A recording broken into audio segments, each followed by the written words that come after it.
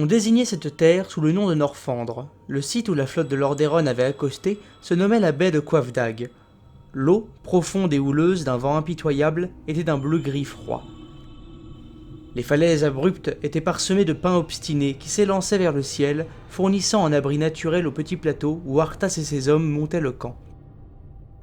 Une cascade dégringolait, chutant depuis une importante hauteur en un millier de filets. C'était l'un dans l'autre un endroit plus plaisant qu'il ne s'y était attendu, du moins pour l'instant. Certainement pas la résidence manifeste d'un seigneur démon. Arthas sauta du bateau et avança péniblement sur la berge, son regard dardant les alentours, s'en imprégnant complètement. Le vent, hurlant comme un enfant perdu, agitait ses longs cheveux blancs, les caressant de ses doigts froids. À ses côtés, le capitaine de l'un des navires qu'il avait affrété sans consulter son père frissonna et se frotta les mains, tentant de les réchauffer. C'est une terre oubliée par la lumière, vous ne trouvez pas ? On peut à peine voir le soleil. Le vent hurlant nous glace jusqu'aux os et vous ne tremblez même pas. Vaguement surpris, Arthas se rendit compte que l'homme avait raison. Il sentait le froid, il le sentait au plus profond de sa chair, mais ne tremblait pas.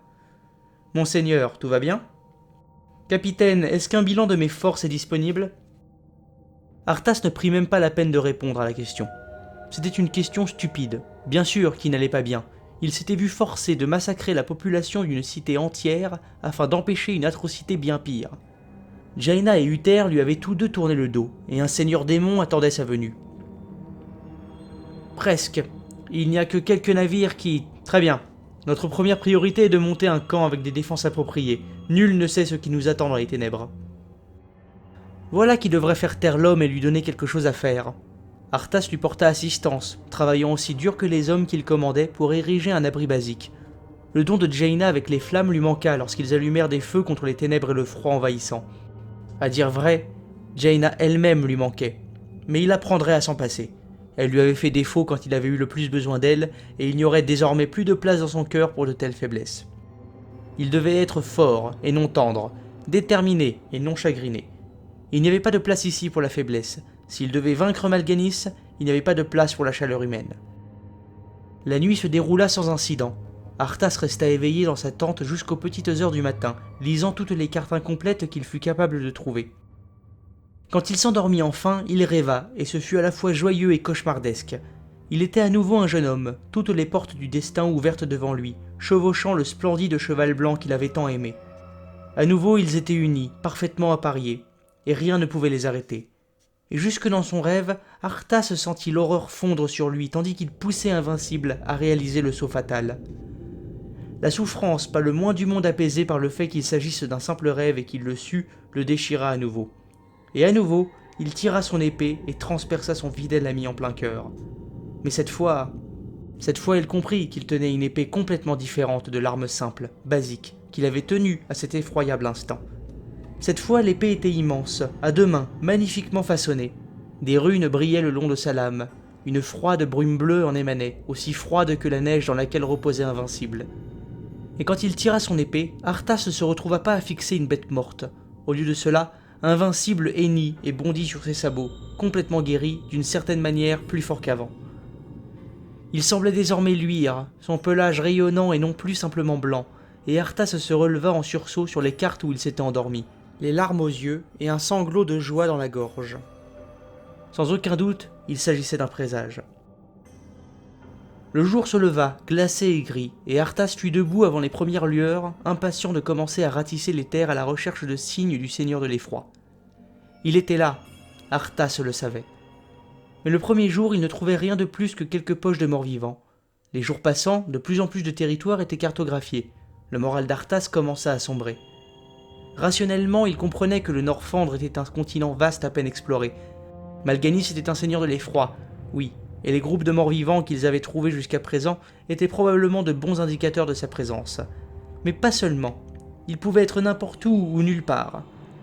La révélation qu'il serait en Norfandre pouvait en elle-même n'avoir été qu'une ruse élaborée pour ôter Arthas de son chemin, afin que le démon puisse aller à un tout autre endroit et... Non, cette voie menait à la folie. Le seigneur de l'effroi était arrogant, certain qu'il finirait par vaincre le prince humain. Arthas devait croire à sa présence ici. Il le devait. Bien sûr, cela pourrait également vouloir dire que Jaina avait raison, que Mal'Ganis était effectivement là, et qu'il lui avait tendu un piège. Aucune de ses pensées n'était plaisante, et plus Arthas les ruminait, plus il s'agitait. La seconde semaine était déjà bien entamée, et ce, sans qu'Arthas ne découvre quoi que ce soit lui donnant espoir. Ils étaient partis dans une direction différente après que le duo d'éclaireurs initial soit revenu avec des nouvelles de grands groupes de morts-vivants. Ils trouvèrent les morts-vivants signalés éparpillés en morceaux sur la terre gelée. Avant qu'Arthas ne puisse même formuler une pensée, on tira sur lui et ses hommes. « À couvert !» cria Arthas. Et ils plongèrent derrière ce qu'ils purent trouver, des arbres, des rochers, même des congères. Presque aussi vite qu'elle eut commencé, l'attaque cessa et un cri résonna. « Bon sang, vous êtes pas des morts-vivants, vous êtes bien vivants !» C'était une voix qu'Arthas reconnut et qu'il n'aurait jamais pensé entendre sur cette terre désolée. Une seule personne à sa connaissance pouvait jurer de façon si enthousiaste, et pendant un instant, il oublia la raison de sa présence ici, ce qu'il cherchait, et ne sentit que de la joie et de tendres souvenirs d'une époque lointaine. « Muradin » cria Arthas à la fois étonné et ravi. « Muradin, barbe de bronze, c'est toi ?» Le robuste nain sortit de derrière la rangée d'arbres, observant prudemment. La moue sur son visage fut remplacée par un énorme sourire. « Arthas, mon garçon, j'aurais jamais pensé que tu serais ce qui viendrait à notre school !» Il avança à grands pas, son visage encore plus caché par sa barbe broussailleuse que dans les souvenirs de jeunesse d'Arthas, si toutefois une telle chose était possible. Ses yeux plus ridés aussi, mais désormais pétillants de plaisir. Il ouvrit les bras, marcha vers Arthas et serra le prince dans ses bras au niveau de la taille. Arthas rit. Par la lumière, cela faisait si longtemps qu'il n'avait pas ri, et serra à son tour dans ses bras son vieil ami et entraîneur. Tandis qu'ils se séparaient, Arthas assimila le sens des mots de Muradin. « À votre secours ? Muradin, je ne savais même pas que vous étiez là. Je suis venu pour... » Il referma vivement sa bouche sur ces mots. Il ne savait pas encore comment Muradin réagirait, et sourit donc simplement au nain. « Cela peut attendre, dit-il à la place. Viens, mon vieil ami, j'ai un camp de base monté pas très loin d'ici. Il me semble que toi et tes hommes pourriez apprécier un repas chaud. »« Si t'as aussi de la bière, ça sera aussi pour moi, » sourit Muradin. Quand Arthas, Muradin, son commandant en second Belgun et les autres nains entrèrent dans le camp, il y eut un air de fête qui réussit même à gagner légèrement du terrain sur le froid incessant du lieu. Arthas savait que les nains étaient habitués au climat froid et étaient un peuple solide, fort, mais il remarqua les regards de soulagement et de gratitude qui émanaient des visages barbus, tandis que leur était tendu de chauds bols de ragoût fumant.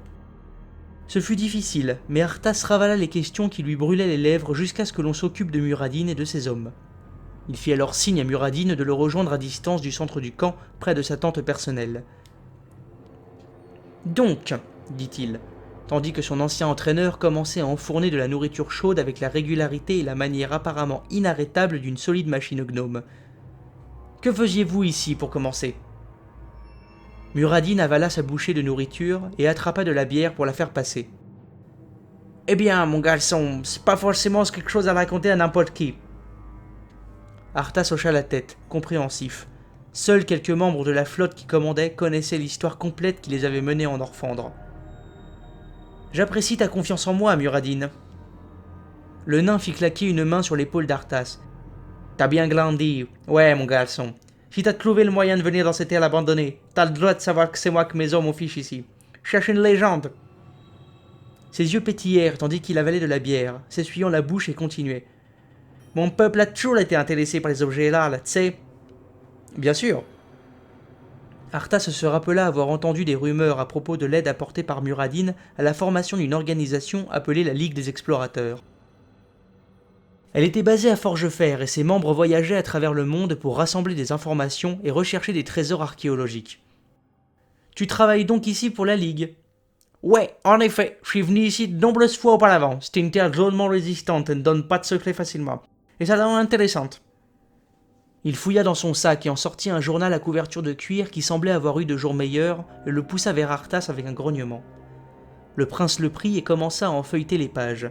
Il y avait des centaines de croquis de créatures, de points de repère et de ruines. « Il y a plus ici que ce qu'on aperçoit à première vue. » Regardant les images, Arthas était forcé de l'admettre. « La plupart du temps, c'est juste des recherches, » continua Muradin. « De l'apprentissage. » Arthas ferma le livre et le rendit à Muradin. « Quand vous nous avez vus, vous avez été surpris. Pas que nous soyons des morts vivants, mais que nous n'en soyons pas. Depuis combien de temps êtes-vous là, et qu'avez-vous appris ?» Muradin racla les derniers morceaux de ragoût de son bol, le nettoya avec un gros morceau de pain et enfourna ce dernier. Il soupira un peu. Ah, les pâtisseries du boulanger ne t'ont pas les manques. Il chercha sa pipe. Et pour répondre à ta question, assez longtemps pour apprendre qu'une chose à travers d'ici. Il y a une espèce de force qui croit. Elle est mauvaise et devient de plus en plus. J'en ai parlé à ton père. Je pense que ce pouvoir n'est pas satisfait de rester assis là dans le fond. Arthas lutta contre une poussée conjointe d'inquiétude et d'enthousiasme, essayant de rester calme. Tu penses qu'il peut représenter un danger pour mon peuple ? Muradin bascula en arrière et alluma sa pipe. L'odeur de son tabac préféré, familier et donc rassurant en ces terres exotiques, chatouilla les narines d'Arthas. Ouais, je pense que c'est une des raisons de la création de ces satanés morts-vivants. Arthas décida qu'il était temps de partager ce qu'il savait. Il parla rapidement mais calmement, évoquant avec Muradin le grain pestiféré, Kel'Thuzad et le culte des damnés, et sa première et horrible rencontre avec les fermiers transformés. Il lui parla de Mal'Ganis, un seigneur de l'effroi incarné, et du fait que ce dernier était derrière la peste, et pour finir, il lui conta l'invitation provocante du démon à venir ici en Orphandre. Il mentionna Stratholme en biaisant. La peste s'était même répandue là, dit-il. Je me suis assuré que Mal'Ganis n'aurait plus de cadavres à sa disposition pour ses sinistres usages. Ce fut suffisant. C'était tout à fait vrai, et il n'était pas certain que Muradin comprendrait l'affreuse nécessité de ce qu'Arthas avait été forcé de faire. Jaina et Uther ne l'avaient pas compris en tout cas, et ils avaient pourtant vu par eux-mêmes ce qu'Arthas devait affronter. Muradin grogna. De mauvaises choses, ça. Peut-être que le artefact que je cherche pourrait être utile pour combattre le Seigneur de l'effroi. Pour autant qu'un objet rare et magique puisse l'être, celui-là il est incroyable. Les informations à son sujet n'ont commencé à faire surface récemment. Mais depuis qu'on a entendu parler de lui, eh bien on l'a cherché dur. J'ai quelques objets magiques spéciaux pour essayer de le traquer, mais sans résultat pour l'instant. Il leva les yeux vers Arthas et regarda derrière le prince vers l'étendue sauvage qui se dessinait. Pendant un instant, le pétillement de ses yeux se calma, remplacé par un accablement que le jeune Arthas n'avait encore jamais vu chez lui. Arthas attendit, brûlant de curiosité, mais ne brusqua pas le nain, de crainte de réveiller en Muradin le souvenir de l'enfant impatient qu'il avait été. Muradin se concentra à nouveau, regardant attentivement Arthas. « On cherche une lame runique nommée Deuil-Givre. » Deuil-Givre. À ce mot, Arthas sentit un frisson traverser son âme, un nom sinistre pour une arme de légende. On connaissait déjà l'existence des lames runiques, mais elles étaient des armes extrêmement rares et terriblement puissantes. Il jeta un coup d'œil à son marteau reposant contre l'arbre où il l'avait placé en revenant de la rencontre avec Muradin. C'était une belle arme, et il l'avait chérie, bien que récemment la lumière ne semblât plus en briller que paresseusement, parfois pas du tout. Mais une lame runique... Une certitude soudaine s'empara de lui, comme si le destin chuchotait à son oreille. Le Norfandre était vaste. Ce n'était sûrement pas une coïncidence s'il avait rencontré Muradin. S'il possédait Deuil-Givre, il pourrait sans doute tuer Mal'Ganis, mettre fin à cette peste, sauver son peuple. Le nain et lui s'étaient rencontrés dans un but précis. Le destin était à l'œuvre. Muradin parlait, et Arthas reporta son attention sur lui. On est venu là pour récupérer Deuil-Givre, mais plus on approchait du but, plus on croisait de morts vivants, et je suis trop vieux pour penser que c'était une coïncidence.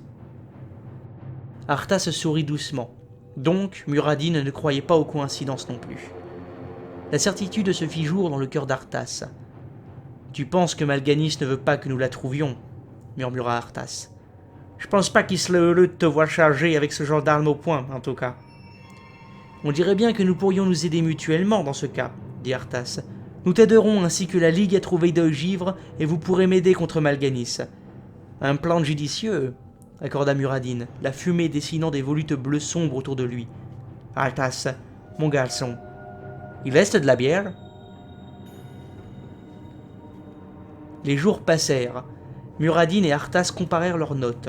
Ils avaient une double quête désormais, Mal'Ganis et la lame runique. Ils finirent par décider que la meilleure chose à faire était de s'enfoncer à l'intérieur des terres et d'envoyer la flotte vers le nord pour y établir un nouveau camp. Ils durent combattre non seulement les morts-vivants, mais également des meutes de loups affamés et malveillants, d'étranges êtres mi-hommes, mi-loups, et une race de trolls qui semblait aussi à l'aise ici dans le nord glacé que leurs cousins l'étaient dans les forêts tropicales de Stronglerons. Muradin ne fut pas aussi surpris que le prince humain de trouver des trolls en ces lieux. Apparemment, des petits groupes d'individus similaires appelés trolls des glaces rôdaient près de la capitale naine de Forgefer. Arthas apprit de Muradin que les morts-vivants avaient établi des quartiers généraux ici, dans des structures similaires à des ziggourats, étranges et vibrant d'une magie malsaine. Les bâtiments avaient appartenu à une race ancienne et vraisemblablement éteinte, puisque les précédents occupants ne semblaient pas protester. Ainsi donc, non seulement les cadavres ambulants devaient être détruits, mais leur refuge également. Les jours passaient, mais ne semblaient pas rapprocher Arthas de son but. Il y avait des traces des méfaits de Mal'Ganis en abondance, mais aucune du seigneur de l'effroi lui-même. Et la quête de Muradin pour l'attrayante d'œil givre n'était pas plus fructueuse. Les indices ésotériques, comme terrestres, réduisaient la zone des recherches, mais pour l'heure, la lame runique restait une légende. Le jour où les choses évoluèrent, Arthas était d'une humeur infecte. Ils retournaient à leur camp de voyage improvisé, affamés, fatigués, frigorifiés, après une autre expédition infructueuse. Il était si profondément agacé qu'il lui fallut plusieurs secondes avant de comprendre. Les gardes n'étaient pas à leur poste. Qu'est-ce que... Il se tourna pour regarder Muradin qui saisit immédiatement sa hache. Il n'y avait pas de corps, bien sûr. Si les morts-vivants avaient attaqué en son absence, les cadavres auraient été relevés comme le plus horrible des exemples de conscription que ce monde ait jamais connu. Mais il aurait dû y avoir du sang, des signes de lutte, et il n'y en avait pas. Ils avancèrent prudemment, silencieusement. Le camp était déserté, démonté même, et ils ne trouvèrent qu'une poignée d'hommes. Ils levèrent les yeux quand Arthas s'approcha et le saluèrent.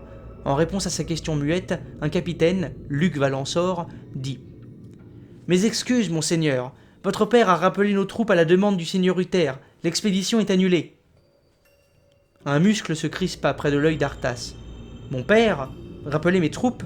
Parce qu'Uther lui a demandé. » Le capitaine parut nerveux et regarda de côté vers Muradin, puis répondit « Ouida, sire. Nous voulions vous attendre, mais l'émissaire était plutôt insistant. Tous les hommes se sont dirigés au nord-ouest pour rejoindre la flotte. Notre éclaireur nous a informé que les routes en l'état actuel sont tenues par les morts-vivants. Ils sont donc occupés à se tailler un chemin à travers bois. Je suis sûr que vous serez capable de les rattraper rapidement, sire. » « Bien sûr, » dit Arthas, et il eut un sourire forcé. Intérieurement, il fulminait. « Excusez-moi un instant. » Il posa une main sur l'épaule de Muradin et conduisit le nain à un endroit où il pourrait parler tranquillement. « Hé, je suis désolé mon garçon, c'est Friesland, voilà les télés. »« Non. » Muradin plissa les yeux. « Quoi ?»« Je n'y retourne pas, Muradin. Si mes guerriers m'abandonnent, je ne vaincrai jamais Mal'Ganis. Cette peste ne s'arrêtera jamais. » Malgré lui, sa voix s'éleva sur le dernier mot, et quelques regards curieux furent jetés en sa direction. « Mon garçon, c'est ton père, le roi. Tu veux pas qu'on te le dise un ordre, c'est de la trahison. » Arthas se renifla. « Peut-être est-ce mon père qui trahit son propre peuple, pensa-t-il, mais il ne le dit pas. « J'ai relevé Uther de son rang, j'ai dit sous l'ordre, il n'a pas le droit de faire cela. Père a été dupé. » « Eh bien, alors tu vas devoir voir ça avec lui quand tu le reverras. Lui faire entendre raison, si c'est comme tu le dis, mais tu peux pas désobéir. » Arthas fusilla le nain d'un regard dur. Si c'est comme je le dis... Quoi, ce maudit nain sous-entendait-il qu'Arthas lui mentait ? Tu as raison à propos d'une chose, mes hommes sont loyaux à la chaîne de commandement. Ils ne refuseront jamais de revenir au pays s'ils ont reçu des ordres directs. Il se frotta le menton, pensif, puis sourit tandis que l'idée prenait forme. C'est ça ! Nous allons simplement leur couper la route du retour. Ils ne désobéiront pas, ils seront simplement incapables d'obéir. Les sourcils broussailleux de Muradin se rejoignirent dans un froncement. « Qu'est-ce que tu dis ?» En réponse, Arthas lui offrit un sourire carnassier et lui exposa son plan. Muradin eut l'air choqué. « N'est-ce pas un peu trop, mon garçon ?» Tout dans le ton de Muradin lui indiqua que le nain pensait que c'était effectivement un peu trop, peut-être même fichtrement plus que un peu. Arthas passa outre. Muradin n'avait pas vu ce qu'il avait vu, n'avait pas été forcé de faire ce qu'il avait fait. Il comprendrait bien assez tôt. Quand ils affronteraient enfin Mal'Ganis, Arthas sut qu'il vaincrait le seigneur de l'effroi. Il le devait. Il mettrait fin à la peste, mettrait fin à la menace sur son peuple. Alors la destruction des navires ne serait rien de plus qu'un détail, comparativement mineur par rapport à la survie des citoyens de Lordaeron. Alors, la destruction des navires ne serait rien de plus qu'un détail comparativement mineur par rapport à la survie des citoyens de Lordaeron. Je sais que cela semble drastique, mais nous devons faire ainsi. Nous le devons. Quelques heures plus tard, Arthas se tenait sur la côte oubliée et observait sa flotte entière brûler. La solution avait été simple. Les hommes ne pourraient pas prendre les navires pour rentrer au pays, ne pourraient pas l'abandonner, s'il n'y avait plus de navires à prendre. Et Arthas les avait donc tous brûlés. Il avait coupé par les bois, recrutant des mercenaires d'abord pour massacrer les morts vivants, et puis pour arroser généreusement les navires d'huile et les embraser. Sur cette terre de froid constant et de faible luminosité, la chaleur provenant des navires ardents était paradoxalement la bienvenue. Arthas leva la main pour se protéger les yeux de l'éclat brillant du brasier. À ses côtés, Muradin soupira et secoua la tête. Lui et les autres nains qui murmuraient dans leurs barbes tandis qu'ils regardaient l'incendie n'étaient pas certains qu'il s'agissait de la bonne voie. Arthas croisa les bras, le dos refroidi, le visage et le torse presque roussis de chaleur, regardant solennellement le squelette enflammé de l'un des navires se fendre en deux, dans un... «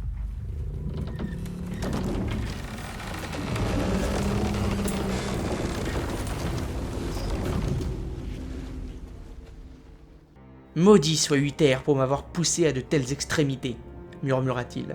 « Il en montrerait au paladin, à l'ex-paladin. Il en montrerait à Uther, et Jaina, et à son père.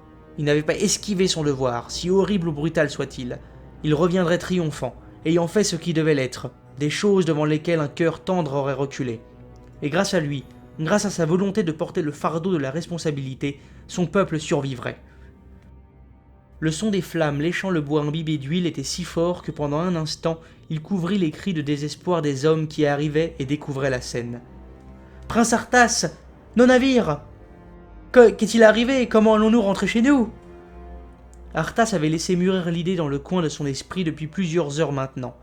Arthas savait que ces hommes seraient frappés d'horreur lorsqu'ils découvriraient qu'ils étaient coincés ici. Ils avaient accepté de le suivre, vrai. Et Muradin avait raison, ils auraient obéi aux ordres de son père, surpassant tout ordre que lui, Arthas, pourrait leur donner. Et Malganis aurait gagné. Mais il ne comprendrait pas à quel point il devait arrêter la menace ici et maintenant. Son regard tomba sur les mercenaires qu'il avait recrutés. Ils ne manqueraient à personne. Ils avaient été achetés et vendus. Si quelqu'un les avait payés pour le tuer, il l'aurait fait aussi volontiers qu'il l'avait aidé. Il y avait eu tant de morts, des braves gens, de nobles gens, des innocents. Leur mort inutile criait pour qu'on les venge. Et si les hommes d'Arthas n'étaient pas avec lui de tout leur cœur, ils ne triompheraient pas. Arthas ne pourrait le supporter. « Vite, mes guerriers !» cria-t-il, levant son marteau. Il ne brillait pas de la lumière. Il avait commencé à cesser de s'attendre à ce qu'il le fasse. Il désigna les mercenaires en train de tirer sur la berge les barques remplies des vivres prises sur les bateaux en flammes. Ces créatures meurtrières ont brûlé nos navires et vous ont volé votre moyen de rentrer chez vous. Massacrez-les au nom de Lordaeron. Il mena la charge.